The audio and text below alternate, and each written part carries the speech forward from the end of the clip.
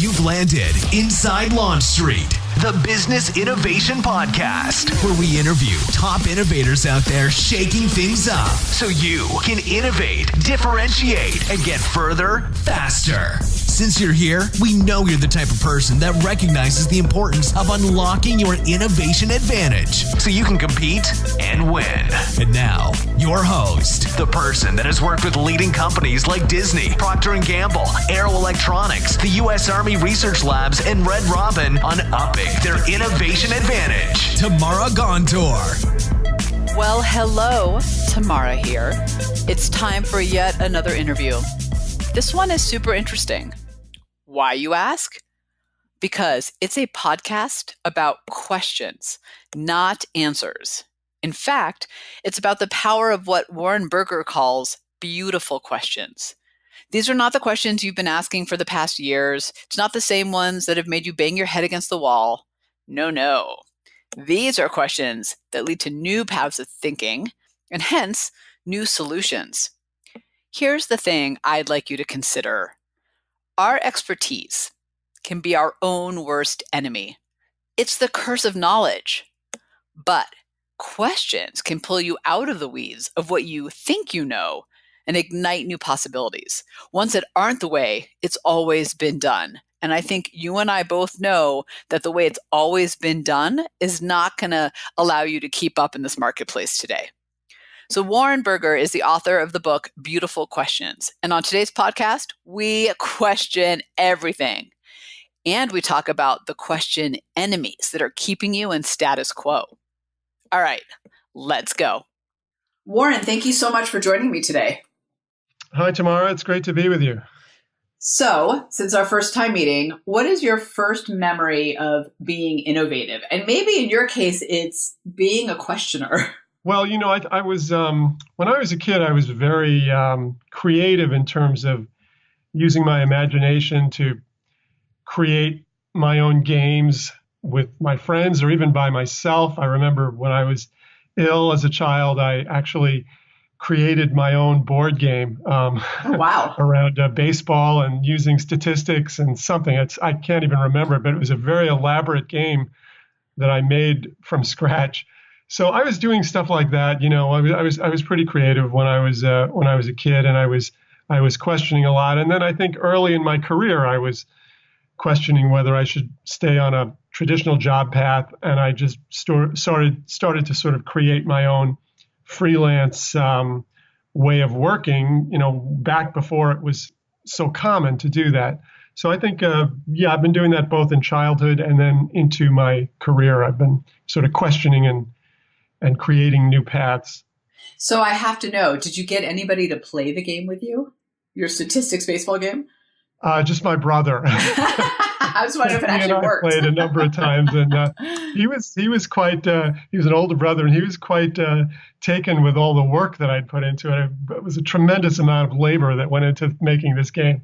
Oh my gosh, that's great. So, I was going to ask you how you became so obsessed with questioning, but and maybe that's still the right question, but I wanted to ask you ask you that a little bit differently, which is, when did you recognize the power of questions? Because it sounds like you've always done it, but when did you know that it was more than just, I asked some questions here and there? Well, I think there's two parts to that answer. I first recognized a certain part of the power of questioning as soon as I became a journalist. Because as a journalist, you realize very quickly how important questions are and how, if you ask the right question, you're going to get an answer that's going to lead you deeper into the story. And if you ask the wrong question, the interview might sort of break down. So I really, very early on in my career, I started to focus on questioning from that standpoint. But that was a very limited appreciation of the power of questioning. I was really only thinking about it from the standpoint of a journalist and the way a journalist tries to use questioning to sort of... It's more investigative. And pull information out of people, right? So that was that. I understood that, but what I didn't understand until many years later was how powerful a tool it is for, let's say, innovators and entrepreneurs and people who are trying to create something new. I didn't realize the way that they're using questioning, which is less, it's less a kind of questioning where you ask somebody else something to try to pull information out of them. And it's more the kinds of questions you ask yourself. And you might ask those questions collaboratively with a group of other people. But you're sort of asking these big questions like, why hasn't someone, come up with a better way to do X? And if we were going to try to tackle this problem, why would we do it? Why would we want to take this on? And what would be the first thing we might try? So, I found that innovators were great at asking those kinds of questions. And that just opened up a whole new world for me, because now I started to realize, okay, questioning isn't just a communication tool. It's something else. It's a way of thinking. It's a way of living in the world. And once I started to think about it that way, that really opened up a whole new universe. So you've said a couple of things in there that I want to explore a little bit further. I'm sitting here kind of my wheels turning a little bit thinking about, I think, when you look back at origin stories of innovators, and whether that's inside a company or, Mike Dubin from Dollar Shave Club, whatever it is, it really did start with why can't we do this better? What's the new path? Where's the missed opportunity? At a question that at least they have percolating in their mind, if not, with a group of people around them. But you said something in the beginning of that about, the wrong, and this was in regards to journalism, but I think it applies here. The wrong question, takes you down one path, and the right one gets you kind of what you need or down the story, down the path. And I think in your book of Beautiful Questions, you talk about that. It's the right questions, the beautiful questions. How do you know if you're asking the wrong questions versus that other side of the coin, those beautiful questions? Well, it's hard to know until you see the reaction to the question, or you see what happens as you begin to work on that question or pursue that question. What I find is that a beautiful question has a powerful effect. It tends to shift people's thinking. It tends to open up a conversation. It has all of these positive effects that become apparent pretty quickly. If you're asking the wrong question, that will become apparent too, because you'll sort of reach a dead end, or you'll find that people don't respond well to the question. You'll find that it's not really leading you anywhere. So I haven't really found a formula per se that allows you beforehand to say, this is a great question and this isn't. It's more like you have to try lots of questions, and you will see when you hit a good one, you'll be able to tell by the power that it has and the way it affects other people around you, the way it affects you yourself. That question might open up your imagination. So that's kind of one thing I say about it. Now, the only thing I will say about bad questions is, you can. I think the only rule I would say about a bad question is questions should be coming from a place of honesty and curiosity. Curiosity is really critical to good questions. And I find a lot of times we ask questions, but we're not really interested in the answer. We're sort of doing it kind of like a how are you question. We're doing it out of habit, or we're doing it in this kind of automatic way. So one rule I would say to people about questioning, there aren't a lot of rules about it, but one rule I would say about questioning is it's really powerful when your questions are grounded in curiosity. When you really care about the question, that will show, and that will other people will see that, and they will respond better to the question. Is that a matter of, you kind of hear about active listening or whatever you want to call it. Sometimes I feel like my dad does this to me. I adore him, but he asks me a question, but then he's not listening to the answer.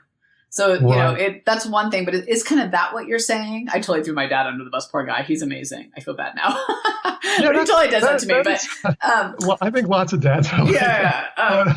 But that is, that's part of it. Yeah. Like, I think active listening is a big part of questioning, because one of the things that's really important with questioning is to follow up on what you're learning and what you're hearing. And I always say about questioning, your questions should always be evolving and changing and adapting. So for instance, if you're in a conversation with someone, you might start out with one question you ask them, but based on how they respond, you'll come back with a different version or a different question that tries to go deeper on what they just said. Sometimes this is referred to as a follow-up question, right? So you can only do that if you're listening. You can't really ask follow-up questions, and you can't improve your question to another person and go deeper unless you're listening to what they're saying in response to your first question. So that's why listening is so big, and it's something people really miss. I find people when they're doing, let's say they're doing an interview, a job interview, they're interviewing someone that they want to hire, or they're interviewing someone that is a potential partner to them. One of the things they'll do is they'll have a list of questions, right? And they'll be so anxious to just go down that list of questions that they really don't listen to the answers because they're already starting to move on to the next question. And that's a big mistake. You should always be focused on what the person is saying in response to your question and figuring out, is there another question I can use now to dig deeper on what they're saying or to maybe shift it in a different direction?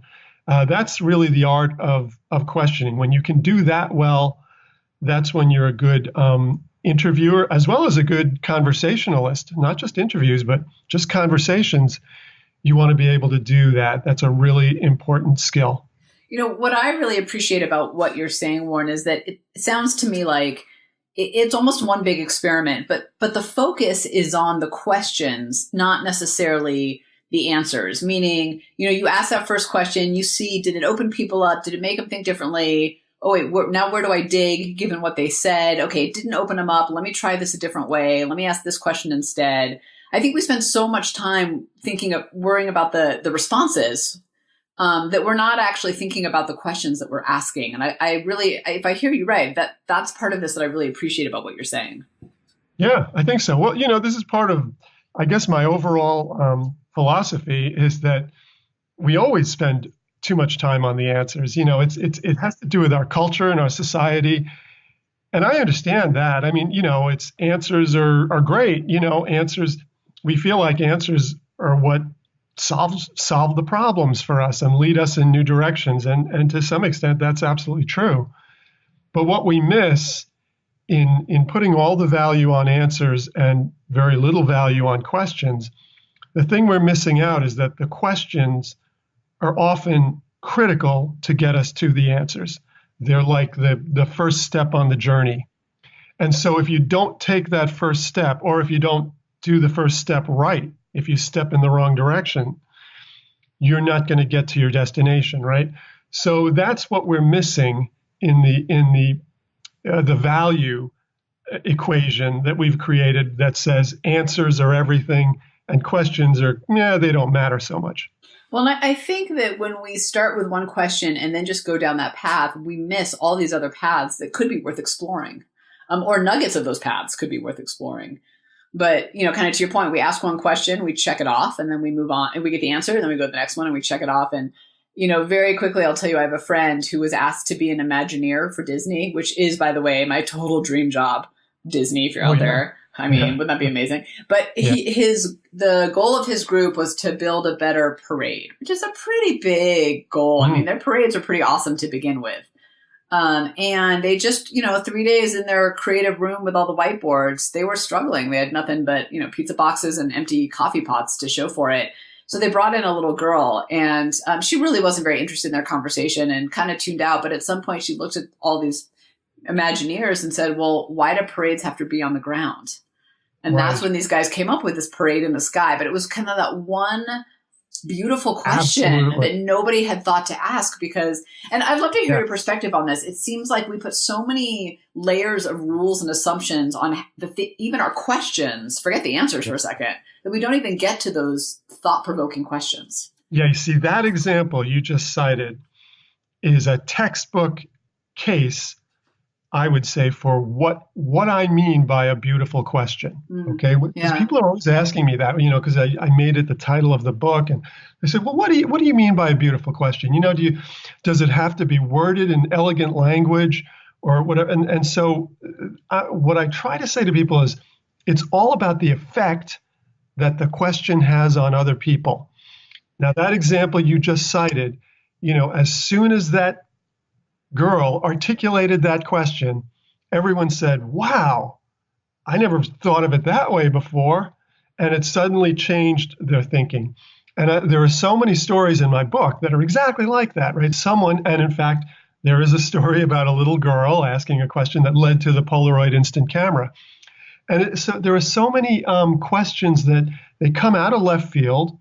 They may not seem like they're the most sophisticated question or the most elegantly worded question, but what they seem to be doing is turning our assumptions upside down. And when a question can do that, when it can challenge our pre-existing notions, that's when it's really powerful, because that's when we step back and say, wait a minute, why haven't I been thinking this way before? And when that happens, you've got a beautiful question on your hands. I love those questions because I find that people on the other side of the table, it makes them go, oh, like, how dare, it's almost a how dare you ask that, because it's so thought-provoking. People get scared by those kinds of questions too. They get both excited by them, and sometimes they get angry at them, but it evokes an emotional response. Which is, I think, how you've got it right. Yeah, absolutely. So will you share a business story of whether that's an organization or a team that kind of that questioning led to a breakthrough in some way? Oh, sure. Well, I think there's so many of the tech companies, if you look at Netflix, for example, Netflix, going all the way back to its origin, started with a question. And it was the founder, Reed Hastings, just at the time, Blockbuster was the dominant force in the video field, and he was renting videos from Blockbuster. He had that classic problem that people used to have with Blockbuster video stores back then, which is right? He held onto the movie way too long. All of a sudden he returned it. He got this ridiculous late fee that was like more than the movie cost itself, And he just started to question, why do I have to go through this? And why is this the only way to rent movies or watch movies, that you have to go through this weird system? And then he started to question, there's a kind of questioning you can do that I call connective inquiry, where you connect ideas from different areas and you say, what if I connected this with that? And he asked, what if you had a health club, a video rental system that was more like a health club, where you were a member, and you, as part of your membership, you didn't have to worry about how long you had the movie and all of that sort of thing. So that became the model for Netflix. And then I think even as Netflix became a successful company and grew, you can see the questioning that was always going on within Netflix. Like, okay, we've conquered this idea of the video rental, but what about the content? What about the movies themselves? How can we get into that area, and how would we take what we have in our existing business and then expand into this whole other area, which they were able to do. So I think they also, by the way, Netflix has been rethinking and reinventing everything to do with human resources and the way you do vacation policy in your company, and they've basically questioned almost everything that every business practice you can think of, sometimes with good results, sometimes not, usually with good results. So I hold them up as an example of not only the entrepreneurial company that starts with a question, but then the company that, as it becomes established and grows, continues to question. And that's really important, because what I see a lot is, businesses will be questioning and curious and innovative when they're young and starting up. Well, it's easy then. Yeah. Once they become established and they start to get some rules in place, then all the questions stop. Then it's like, okay, we've got a bunch of rules now, And that's what we're going to follow. We're going to follow the company rule book and no more questions, So that's when I think they get into trouble. So the real secret is not only to be questioning as an entrepreneurial startup, but how do you keep on questioning as you become established? And, the other thing that you said in there that I want us launch streeters to pay attention to is it doesn't have to be kind of a sexy technology. You talked about kind of internal human resources. I have a fantastic client over at Aero Electronics, which is, $1 billion global electronic parts, basically. This is not a sexy business. But more importantly, the team that I worked with was an internal audit team, meaning process improvement. And one of the biggest challenges they have is collecting the documents they need to do their jobs. As you can imagine, very hard to get that. Multiple people, multiple things. And one of them during our session together just piped up and said, well, what if we flipped it? What if we're not asking the question, how do we make getting the documents, faster, smoother? What if we ask the question, how do we already have the documents before we get started? And I'd love to follow up with them and find out where that question led them. But to your point, that question is going to take them down a whole new path of solutions that will help them, because that other question, they've been asking that same question for 10 years and banging their heads against the wall because it's not getting them anywhere. Yeah, it's a classic situation. You see it so often in business where the business becomes obsessed with, for example, how do we take this 5-step process we're doing and squeeze it down to 3 steps? And so the company will be going, on and on about how do we take the 5-step process and make it 3 steps. And all of a sudden, someone will come along and say, wait a minute, why are we doing this process in the first place? This sales approval process, let's say. Why do we have this multi-step process in the first place? Does it still make sense?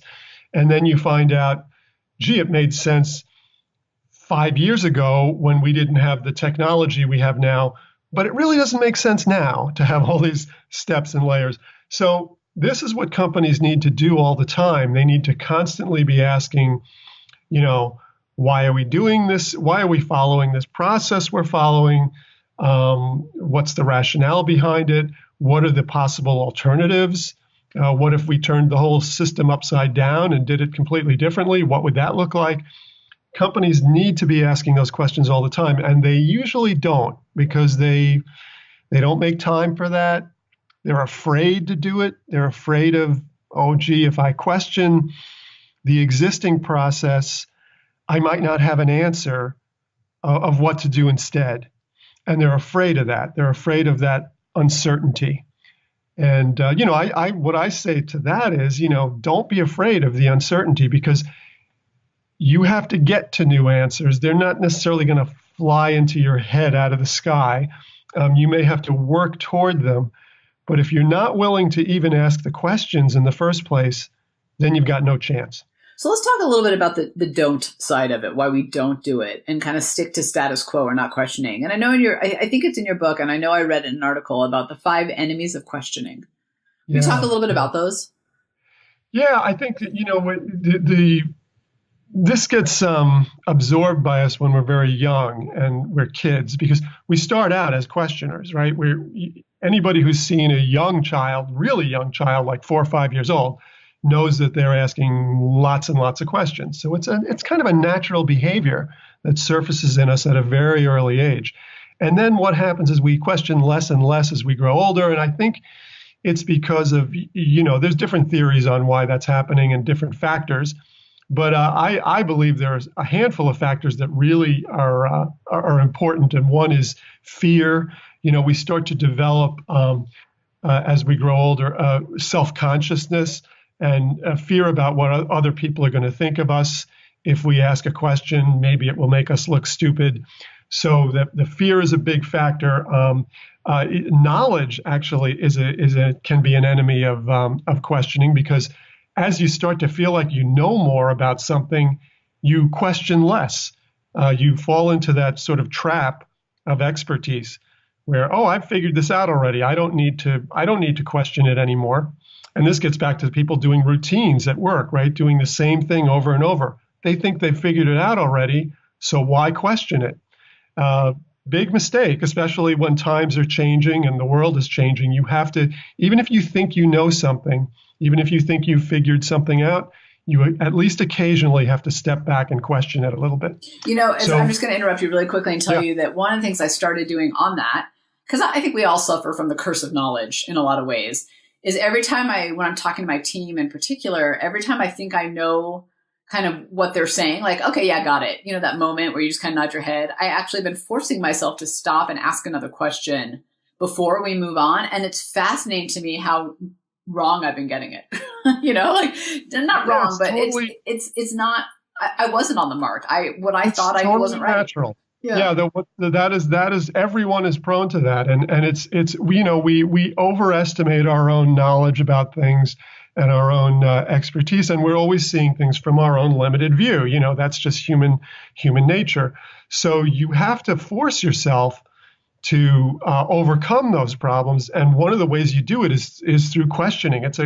I've found it's a great tool for getting yourself to challenge yourself and to get yourself out of bad habits. You can just say, okay, whenever I'm doing this kind of behavior, I'm going to stop and ask myself this question. And a lot of times that question can just be the little thing that jogs you. It makes you realize, I got to be careful about making assumptions here, or I've got to be careful about my own biases. It can really help to check certain behaviors that are built into us. So biases, and that's, by the way, biases, that's another enemy of questioning. Our own built-in biases will cause us to not question things that we should question. So we just assume, that's the way it should be, because we have a certain bias. And so we have to question our biases as well. And then, of course, the biggest enemy of questioning, I think, is time. I think it takes time. It takes time to step back. I always think of questioning, for some reason, I always think of the metaphor of stepping back. I don't know why, but I always think of when you're asking questions, you're stepping back, right? I guess you're trying to, in my mind, you're usually trying to step back from the rush to just keep doing things, or you're stepping back from your own kind of biases, and you're trying to see things with a fresh perspective and ask questions. So I think it takes time to do that. It takes time to step back. It takes time to ask questions and consider them.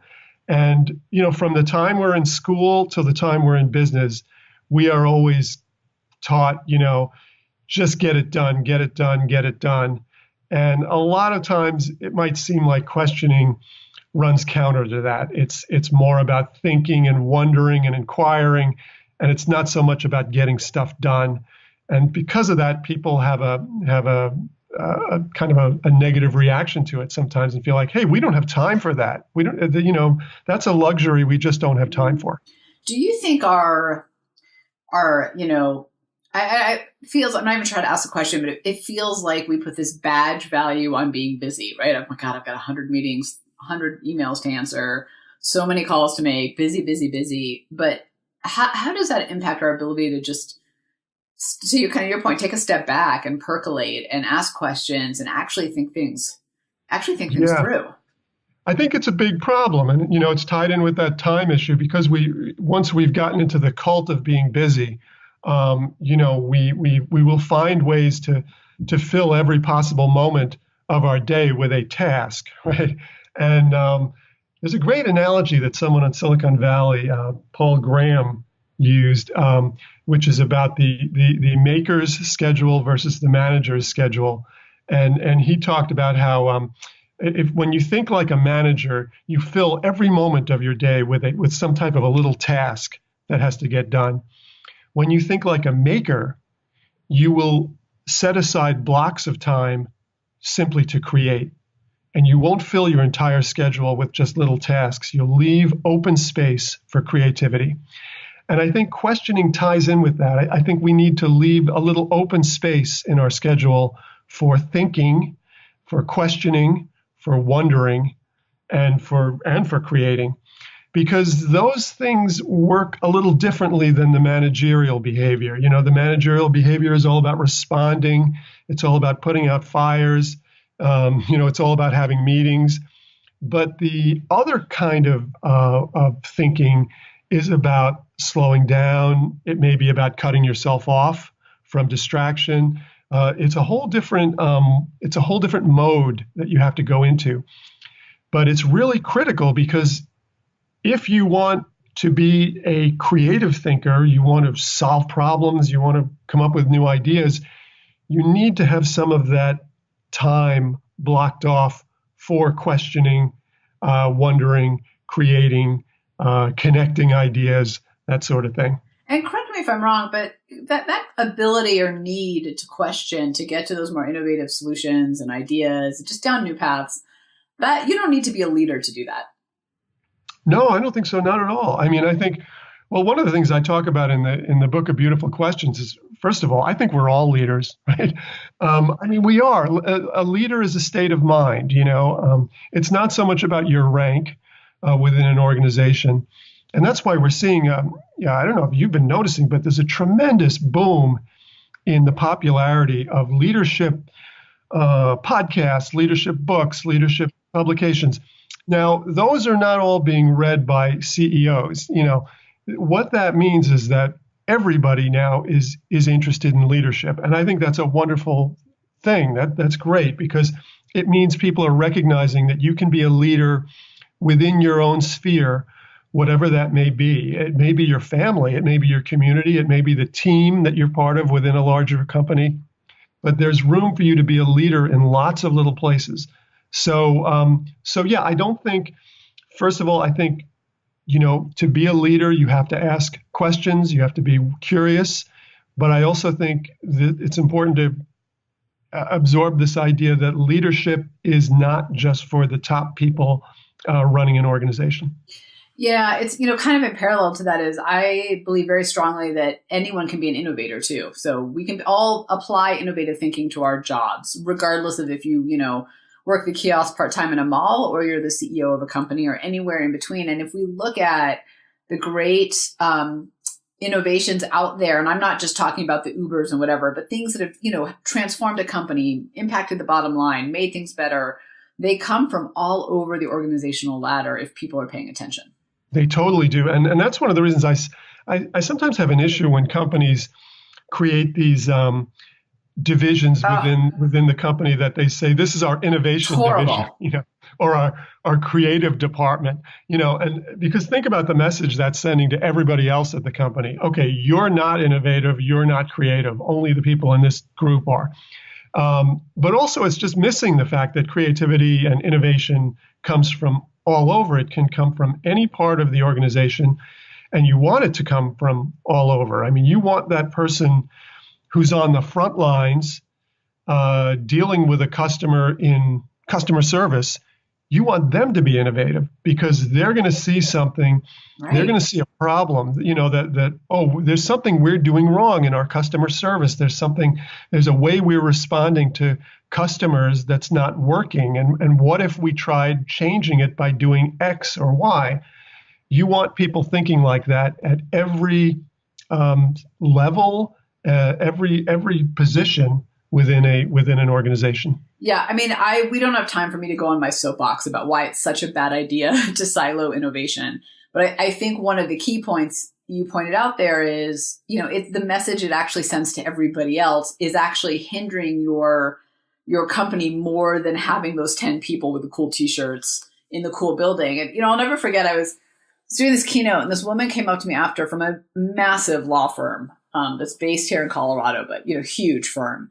And she said, we didn't talk about the siloing of innovation. It wasn't part of this session, but she said, so I have to ask you, so my company created this, they just hired a chief innovation officer and then they assigned, 5 people to the innovation team. And, they kind of get to do, they're the ones responsible for all the innovation of the company. What do you think about that? And before I responded, I just said, well, how does that make you feel? And she stopped and she goes, it kind of makes me feel like SHIT. Right. I mean, basically it's like telling me that I'm not good enough to come up with new ideas. I was like, well, right. And this is such a big issue for companies today. And a lot of them don't appreciate how big an issue it is. Yeah. It affects the company in so many ways. not just innovation, not just that you're cutting off the source of ideas and possible innovation from 90% of your company. That's bad enough. But what it's also doing is it's demotivating people. Right. It's telling them that they should leave their creativity at home. That right. they should, but not here. Don't do it here. Yeah, it's not well, needed. We're paying you. and once you do that to people, it's only a matter of time before they move on and they go elsewhere. It's going to happen. So I think I think this is so critical in terms of issues like employee turnover, employee morale. You want people to be using their curiosity, asking questions, trying to solve interesting problems. You want them doing that because it's going to ultimately make them more engaged. You're going to have a more engaged person working for your company. They're going to be more productive, and they're going to stay there longer. Yeah, you're absolutely right. And I think, I think the detriment is really bad. And kind of to your point about engagement, I mean, ultimately what we want is to feel like we're contributing to our work. So to tell people, well, you don't get to contribute. These other people do. And I do believe that, you need to have people accountable for innovation. So you can have a chief innovation officer, you can even have a chief innovation team. But in my opinion, their job, if you're going to have some people accountable, their job is to enable everybody else to be responsible for innovation and to help them, not to silo it across the organization. I could go on about this topic in particular, obviously, but I want to kind of bring it back to you for a second and kind of questioning and innovating. How do you innovate? Is it in the questioning? Is that your way of innovating? Yeah, I think so. I mean, the way I innovate is I look at, whatever subject I'm thinking about at the time. Usually it has something to do with questioning. And I ask, what's a fresh way of looking at this, or what's a new angle I can come at this from? Because I need to continually, let's say in my world, I need to continually put ideas out there so that a publication, for instance, will say, oh, that's a good idea. Let's write about that. And so in order to do that, I need to constantly be looking at my familiar subject material that I'm working with and say, what's a new way to present this? What's a new way to package this? What's a new way to come at this subject that I haven't come at it before? And so that's the way, the primary way I'm doing innovation and creativity.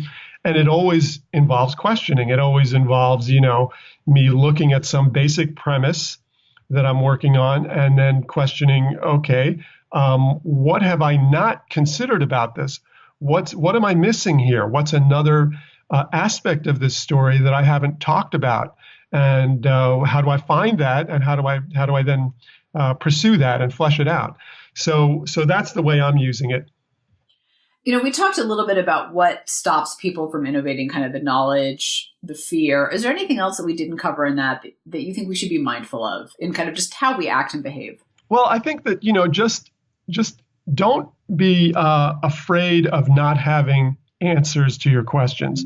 That's one of the big issues for people is they feel like if they question something, and it could be the way they do their job at work, or it could be something about their career path, basically anything. If they feel like if they question it, it's going to make everything fall apart, because all of a sudden, if they start to question something that they're assuming and they don't have another answer to take its place, then they're going to be in this state of chaos and panic. So what I would say to people about that is don't be afraid of that, because that period of uncertainty is actually a great place to be sometimes. That's when you're going to be exploring. You're going to be trying to pursue new ideas. Your mind is going to open up. There's a great analogy that the designer Bruce Mao, who I used to work with years ago, said. He used to use an analogy about being lost in the woods. And he said, when you're lost in the woods, all your senses come alive. And you begin to become very, very creative at trying to figure out what to do and where to go and how to find your path. So don't be afraid of being occasionally lost in the woods. because it will activate your senses and it will make you more creative than you ordinarily are. That's the biggest thing for me, is that the fear of uncertainty keeps us from questioning, keeps us from exploring, and that also keeps us from innovating. I think that was me on the highway the other day, trying to figure out where I was going. All my senses heightened. We interviewed a while back someone near Yale. He wrote a book called Hooked, and it's all about how to make addictive products. But what relates to this that I found fascinating was he was talking about how the brain research has shown that our brain doesn't like open loops. So we don't like unanswered things. We try to put, a pretty bow on everything because our brain wants to move on. But what's cool about that I think connects to what you're saying about questions is if we're willing to be uncomfortable and stay in that state of unknown, to your kind of what you said, all of our senses will be heightened. We just have to be willing to sit in it a little bit longer to kind of keep everything firing and moving versus trying to put it in a pretty bow too soon. Yeah, it's a little uncomfortable. I mean, it's like someone that wrote about it and described it as butterflies in the stomach, when you're dealing with uncertainty. And I guess the secret is to learn to enjoy that feeling, learn to enjoy those butterflies, because when that's happening, you're a little more alive and you're a little more creative. And that's a good thing. Yeah, I happen to really like that uncomfortable place. Right. In fact, I'm more comfortable being, with the butterflies in the stomach than I am when things are humdrum. But, but you just have to get used to it. That was actually a skill I learned over time. I don't think it was something necessarily that was maybe a little bit ingrained in me, but it took skill. Before I ask you the last question, where can people go to get your book, learn more, connect with you? And we'll put all these links in the show notes. Yeah, the best place is my main site is amorebeautifulquestion.com. Named after the title of my previous book, A More Beautiful Question. The current book is The Book of Beautiful Questions. But amorebeautifulquestion.com is where you'll find basically all the resources I've put together on questioning. So if you're interested in this subject, there's articles, there's quizzes you can take. There's a song list of songs that have questions for a title. I think I'm up to like 70 or 80 now. Cool. So, yeah, if you know a song that has a question for the title and it's not on that list, let me know. So anyway, but just anything question related that you can think of, it's questioning and school and your kids and questioning and all of that, it's all there on that site. And kind of last question for you is funny I say last, because the question is, what's the first question we launch readers should be asking ourselves? Oh, the first question is probably, am I making time for questioning? Okay, just ask yourself if you're doing it, if you're taking time to step back and question, because if you're not, try to figure out a way to make that part of your life and your schedule and your way of doing things. Try to make it a habit. Questioning is very much a habit. Once you get used to doing it, you'll do it naturally. Once you get used to questioning what people say to you or your own routines at work, you'll then do it instinctively. This is a little bit of a tangent, maybe more of a global comment about the power of questions, but I think it's even more powerful and important now than ever before, because, when you watch the news in the morning or any media station, you really need to train yourself to question even what they're saying. And I just, with the bots on Facebook, I just think that the need to question is even more important now than ever before. It's huge. This whole idea of the information coming at us. Yeah. And by the way, this situation is not going to get better. It's going to get worse. Yeah. So the idea that we're going to be swamped with information that is unreliable, that's not going to go away. So it becomes more important than ever to have what has been referred to as a built-in BS detector. Exactly. And that BS detector runs on questions. That's the fuel it runs on. Yeah. And thank you for putting up with my little side note there. But I just, I was just talking to my kids this morning as we were watching the news. And one of them said, I can't believe that. And my response was, well, why do you think that happened? Let's figure out what we're actually hearing. And I think in business, to kind of loop it back to that, yesterday's solutions don't solve today's challenges and tomorrow. So we have to keep questioning to figure out kind of what's even right in front of us now, because for most of us, those challenges that we're facing are new to the world. We haven't even seen them before. We don't even know what we're dealing with. So how else are we supposed to figure those out if we're not asking questions? We can't, and we should embrace that. I mean, that's Yeah. a wonderful thing. That's a great period to be living in when questioning is so valuable. Think about it. If we were living in a time when no one was expected or wanted to question, that would be a really bad thing. So just embrace the opportunity to be a questioner and be thankful for the fact that we're in a world right now where questioners thrive. Well, this has been fantastic, Warren. Thank you so much for coming by Inside Launch Street. Thank you. It was really great talking to you. Got some questions to ask? My challenge to all of us is to pick one beautiful question and ask it today. See what happens.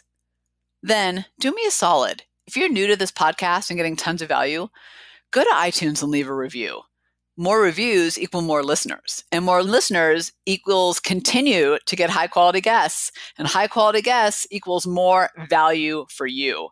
So actually, at the end of the day, it's kind of selfish in a good way. So go leave us a review. Tamara out. Thanks for hanging with us on Inside Launch Street. If you know someone that is truly ready to unlock their innovation advantage, have them join you on Launch Street. Discover your innovation advantage. Build a team of high-performing innovators and ignite ideas and solutions that create massive impact. GOTO, launchstreet.com. Remember, innovators, if you don't take the leap, somebody else will.